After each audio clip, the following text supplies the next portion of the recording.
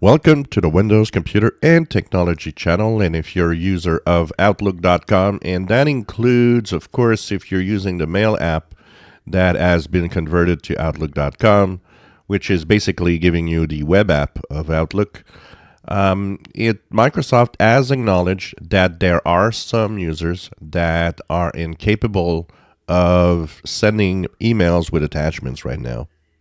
They are looking into the problem.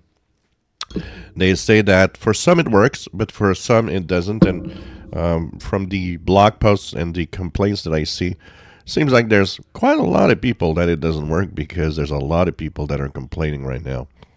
So if you are sending attachments and something's not right, Microsoft does say that they're working on the reason and checking out why it's happening. They say that Microsoft also said, you can do other things if you want to try to share links and share files with somebody else. Use OneDrive and then share a link instead of attachments to circumvent the problem right now.